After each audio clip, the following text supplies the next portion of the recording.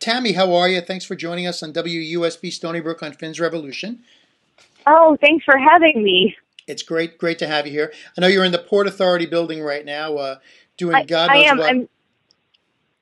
I'm actually squatting in the entrance by the heater because I think this is the quietest spot of Port Authority. Part of a research project, right? It is part of a research. It's a lifelong research of finding places to wait, because that seems to be most of my life. Places to wait before I have to meet someone, or because I'm preternaturally early, which is not a cool trait to have at all. It's not rock and roll at all. I was going to say that's your one non-punk trait that you have there, but that's a good thing. There's so many, but that's the one. That's the overt one. We all caught your Nika show most recently over at Joe's Pub, and this week, 2 days from now, Thursday, you have a fantastic, what looks to be a fantastic Marianne Faithfull tribute coming up. And where is that, Tammy? That is going to be at the David Rubenstein Atrium, which is part of Lincoln Center. Mm-hmm. It's on 62nd. It's Broadway at 62nd. It's kind of between 62nd and 63rd, and it's free. And it's Lincoln Center. I feel legit all of a sudden. It's an odd feeling. But I'm grateful to the man who books it, Bill Bragan, because I think I bothered him about playing somewhere in Lincoln Center until he broke. Do you feel threatened that you might lose some of your well established street cred with this Lincoln Center gig? I don't think I have. I don't know if I have any cred at all. So I think it will just enhance the non-notoriety, or maybe you never know. You never want to say no to anything. You always want to think you can do the triple axel, and if you think no in your head, you probably can't do it. And if you think yes, you have a shot. So that's my irrelevant metaphor for the day. And that's it. So from what it looks like here, the event's coming up. This is your first take on Marianne Faithfull. Is that correct? Exactly. It's my first, and it's thanks to Kevin Salem, who's an incredible musician, singer, songwriter, producer. Who last year we were working on an Iggy Pop tribute. We were working on the album Kill City, the Iggy James Williamson record. And he said to me, if you ever want to do broken English, I would love to. And I thought, oh my God, I've loved Marianne since I was a teenager and was in love with Rolling Stones and everything that was associated with them. And I just, again, the same with Nico, it's just the sound of her voice that I love so much, and I always have.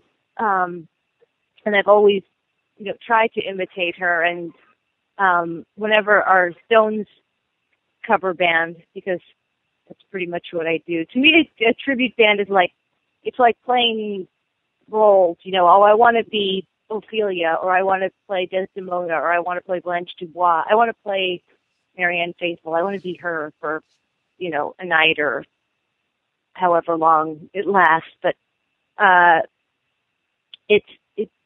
and the record is so amazing. Every song is just so dense and deep and moving and beautiful or disturbing. Especially, I don't know if you know the last song, "Why'd You Do It?" Mm-hmm. Sure.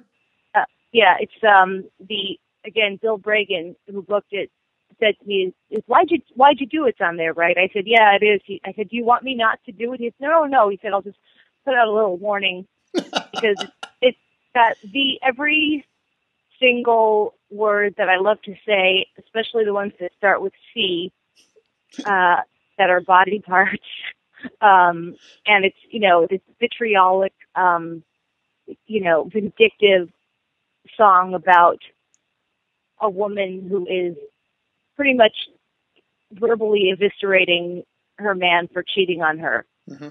in the most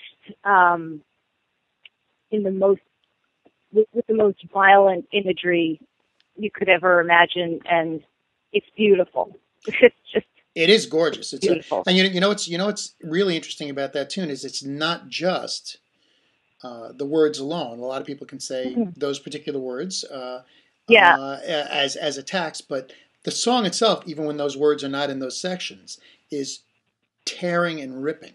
It's fantastic. Yeah. The riff is just phenomenal. It's almost Stonesy, but it's almost dirtier, and apparently, as Marianne tells it, it was a poem that was written by this poet.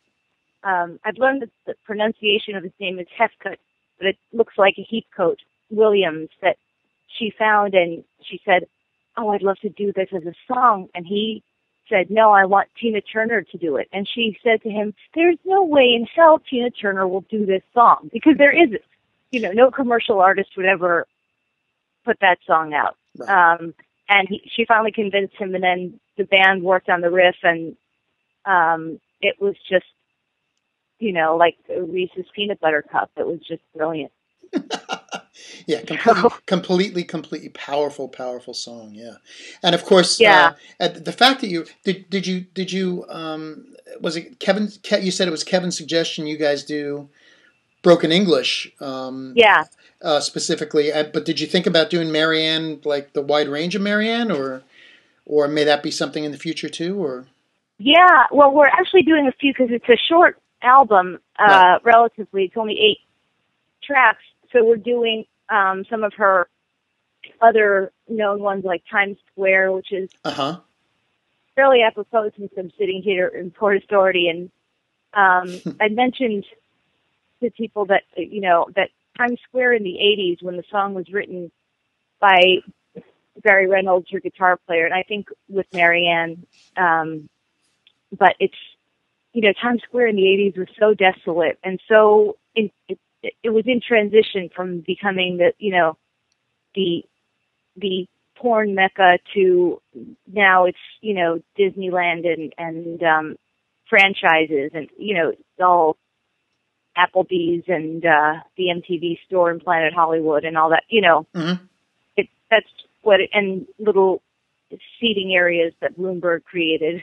It wasn't pleasant at all back then. It was very dark. The marquees of the movie theaters were stripped. There wasn't AMC showing, Gravity and whatever other the Lego film. It was just either the marquees were either blank or they were filled with the performance artist Jenny Holzer's sayings, which I thought that's my favorite Times Square, when there was just nothing, and that's what the song evokes, that kind of emptiness and nothingness, and yet it's still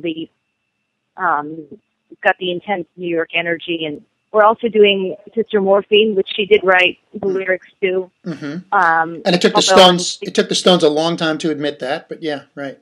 Yeah, well, they knew that, and in her book, The Faithless, her '94 autobiography, she says that when she wrote it, Mick was playing these chords, and she wrote the song, the words, and then when she had broken up with him and was a heroin addict living on a wall in London, missing her 2 front teeth, she heard that Sticky Fingers was out and that Sister Morphine was on the record, and she went to the record store so excited to see her name credited, and the song was credited, of course, to Jagger Richards, and she called their manager at the time, I guess Alan Klein, and he said, well, the Stones didn't want your manager, who at the time, to have gotten any of the royalties, so you'll still get the royalties, but I don't know why I think they just wanted to credit everything Jagger Richards. And my husband was like, that seemed just like a convenient excuse, but they did give her the royalties. Like, she did actually get the money from it. But my guess is that it was split 3 ways, even though I don't think Keith Richards had a hand in writing it, but. Right. And it also seemed a little bit, I read about it at the time when that agreement was finally public, because after her book actually became a bit public, Exactly. After that became public, the real arrangement seemed to be more like that Jagger Richards simply wanted to take credit for everything, and the only reason they gave her something was after she made those phone calls. You Right. know, so it was like kind of like, oh, we better give her something because otherwise this is going to be a problem. Yeah, she does have, it's not like, but it didn't get to the point with K.D. Lang where they had to credit K.D. Lang and Ben Mink for Has Anybody Seen My Baby, because it was exactly Constant Craving. Right. But she had released Sister Morphine in the late 60s, and nobody wanted to hear her sing it. It was taken off the shelves, and she felt, and I would agree, that it was kind of, since the Stones put it out, it was cool, but for a woman to sing about that kind of, drug haze and death, and the reality of being an addict and being in a hospital ward and dying, it was, and it's not pretty, and I think that a woman singing it, especially at that time, was not acceptable. Not commercial material, certainly. Certainly not. But Stones did a great version, and oh yeah. But to me, it's Marianne's song. So we do that, and we do a song that Mick and Keith actually did write for her, As Years Go By, which was her first single, and she revisited later on the Strange Weather album, which was produced by Hal Wilner in '87. Yes, in a much lower voice than she originally had, and much more melancholy, which I think suits the song more, because it's almost a song that was, it's almost prescient in its vision of looking back, when all of them at that point, Nick, Keith, Marianne, were in their early 20s and young, and life was ahead of them. And it's a song about looking back and looking what the kids are doing now. Mm-hmm. So it's kind of, I think it resonates more if you're older and singing it than younger. But absolutely. Again, Stones did a good version of it, as did she, and I like her latter version actually the best, I think. Yeah, me too. We were talking about Times Square before, but I remember hearing that at the St. Anne show that Wilner put on, that wound up becoming that record. Yeah. Which is a brilliant performance. But that was a great show, and all of her shows have always been eclectic and great and divergent. Musically, she's always into something. Whether it be Kurt Weill or Stones, right, Stone stuff, or whatever, or PJ Harvey, or Waits, Damon Albarn, or anybody. Yeah, Tom Waits and Nick Cave. Nick Cave, definitely. They seem to be kindred spirits for sure. Yeah. And I have to thank a friend of mine named James Gavin, who's a wonderful writer who's written books about Chet Baker and Lena Horne, and he's got one coming out about Peggy Lee. Has all these bootlegs or just recordings of concerts, endless, of Marianne, of Nico. He gave me so many that would never have been released. I don't know how he has them, but it's amazing, and it's helped me tremendously because he has all these concerts, either from Paris or Stuttgart or Tel Aviv or Tipitinas, and he also gave me the Blazing Away, that St. Anne's concert, that DVD that he had. Mm-hmm. So it's beautiful to watch because it's a kind of dream band with Mark Ribot and Dr. John and Garth Hudson and and her longtime guitar player Barry Reynolds, who's brilliant, and it's amazing. It is amazing. It's a great album. It's a great video, great performance. But she always does a great performance. Yeah. Now, what's interesting to me, since you're doing broken English, is I think I've had this discussion many times with people, sometimes on the air, about that I think the definitive version of Working Class Hero is actually not John Lennon's. I think it is Marianne Faithfull's. I love that version. Yeah.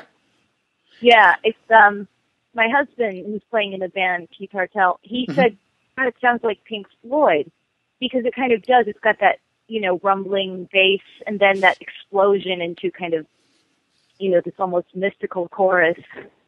And he does it with the proper amount of disdain and compassion. It's really stunning musically. I mean, lyrically and musically, of course, is Lennon, but she puts this kind of grit into it that is uniquely hers. Yeah, and that's it. It's like such an individual song. You could almost take, that's one of the few times a John Lennon or a Beatles song could be covered where you could actually not think about their versions. She like completely makes it her own. Exactly. It's really it sounds like it just fits on the record perfectly. Right, like she could have written it. Right. Yeah, and I think she said she wanted to see if somebody who was not born into the working class, which she wasn't. Right. She was well educated, upper middle class, and could do that song and still feel it, because the feeling is universal of I think at some point we all, regardless of how we were born or where we were born, feel dismissed in some way, because the corporations they always win. Right. And, the song that I think I love the most on that record is The Ballad of Lucy Jordan, which I know is not an original one to love the best, but her version just breaks my heart every single time. Oh, yeah. Shel Silverstein, right? Yeah, Shel Silverstein, who also wrote A Boy Named Sue. Right. and Loretta Lynn's One's on the Way, and The Giving Tree, and Playboy Cartoon. I mean, a very innovative, all-over-the-map songwriter himself. Yeah, he was like the Da Vinci of, mid-20th century or something. Yeah. He just did everything. And the lyrics are they're so tender, and they're so knowing about the pain of the suburban housewife. Which I think, again, it's still that feeling of irrelevance, that we all have. I think everybody at some point, especially now, even now, with everything that we have and everything that we know and technology, I think we as a species might be becoming just as irrelevant and almost purposeless as the housewife Lucy Jordan, who just feels, to put it in a facile way, underappreciated, but also unloved and unneeded and unnecessary. Also, kind of sold a dream that is not achievable. Yeah, and I wouldn't want to make all this sound too dour or too down, because there's a lot of humor in everything that she does, and there's humor and there's anger, and I'll do my best Marianne voice, and that'll be funny enough in itself, because it's just my attempt at it, not the actual what I say, but just the attempt will be the joke's on me, not on anybody else. So, well, I have to tell. So between the singers, the band is so good. Oh, I'm sure. Between the singers you have, well, let's just look at Nico and Marianne. I mean, what is attracting you to these heroin ravaged singers? What's the story there, Tammy? I think it certainly has something to do with blonde, and ever since I was fascinated in my preteen years by Farrah Fawcett, and and once I dyed my hair blonde at 14, there was pretty much no going back. And I remember once a hairdresser saying to me, "You are blonde inside."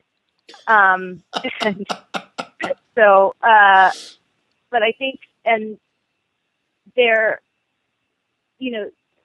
beauty, which I can't attain, but that they had, in spades, and also, but what primarily attracts me is their work, and it's certainly the voice, because as with Nico, I'm a huge fan of the alto range of women's voices, because I I want to like Joni Mitchell a lot more than I actually do, and I know she's brilliant, but the keening sopranos just don't get me like those deep, low female voices like Marlene Dietrich or, that kind of very profound. There's just something in the tone of it that is so pleasing to me. So I think that, and with Nico, it was her unique and strange take on not only American English, any pop song that she did, whether it was Bowie's Heroes or The End or Dylan or Lou Reed, she had that Teutonic inflection that just kind of gave it this very surreal quality and almost this kind of profound blankness. But with Marianne, there's her craft is different. She kind of caresses a song with that, with that rasp, and it's just, there's something I just love about the way that she breaks words and the humanity that she gives to every lyric. Like, she really loves lyrics, and her pitch is beautiful, and her tone, everything about it is just appealing. So I think besides the blondness, the heroine, the glamour, that they both were associated with many fabulous rock stars of their time, and by associated, I'm using euphemistically. Marianne most notably with Mick Jagger, and Nico with, Lou Reed and Jim Morrison and Brian Jones and John Cale and Dylan, and Marianne refused to sleep with Dylan, according to her. So that's, anybody who can refuse Dylan is somebody who's got kind of will of steel. I think he's 60s Dylan, not that he isn't appealing now, but, when he was at the height of his, popularity, intelligence, his mystery, I think, and that neither one of them they both became such great artists in their own right, and great songwriters, great song interpreters, and not following the mainstream at all, not going for, God bless her, who doesn't love Sheryl Crow, but not going for that kind of vibe, or, and they would never get past the first round of American Idol, which is now at this point. I used to love American Idol, but it's become excruciating. It's like watching, shells of people. It's like watching zombies, like you see ghosts of idols past in their faces. It's just. That's because it's just the machine, so to speak, and people just have to fit into that mold. So in order to be there, and the melisma has just taken on. That's all that anybody wants to hear. Right. Exactly. And neither Marianne Faithfull nor Nico would oversing, and maybe it was just the certain limitations of their instrument. But as to quote or paraphrase Emmylou Harris, a brilliant singer, your style is defined by your limitations. So if they are not going to be Aretha Franklin, they're going to create something that is equally valid in terms of singing. People find themselves. Right. Yeah, exactly. They can be themselves, and Aretha Franklin is untouchable, but you can also, there's room for other modes of vocal expression, I think. Oh, yeah. And that's the other interesting thing, not only all the things you mentioned about Nico and Marianne there, but really the specific audible quality, the fact that they wound up with such, on the surface, very ravaged voices, Yeah. It's a very Billie Holiday thing. Yeah. And they both were admitted, or at least Marianne admitted, I don't know if Nico ever admitted, but it was fairly overt, heroin addicts. And there's this overwhelming sadness in addition to the joy of performing, there's kind of a, a well of pain and sadness within everything they do, which gives it its human cast. And there's no kind of life, pretense. There's no, there's nothing phony in anything that they do. Right. It's it's a very, very genuine art, and it's them, and it's very impressive. Yeah. So I just want to do Marianne justice. That's all, and I really hope there's not a snowstorm on Thursday. There won't be, because they say that it's going to snow on Wednesday and maybe Thursday, and I'm just praying that they're wrong or that they're pennying and the sky won't fall. Well, first of all, on Thursday, we're in New York City here, so everyone's going to be able to walk, so it won't be a problem. I hope so. I hope so. Now, so we're very much looking forward to the show on Thursday night. And where's the exact location again, Tammy? Oh, it's the David Rubenstein Atrium on Broadway. It's between 62nd and 63rd, and it's part of Lincoln Center, and it's free. You just have to show up, and I think it's pretty much first come, first serve, but summarily just. The Atrium is a beautiful place to see anything anyway. It's really, everything in Lincoln Center is just a great place. So. Yeah, I love Lincoln Center, and I really have to thank Bill Bragan, who books it, who took a chance on me and has said, he'll be at South by Southwest that week, but he said he hopes he still has a job when he comes back. He knows my tendencies.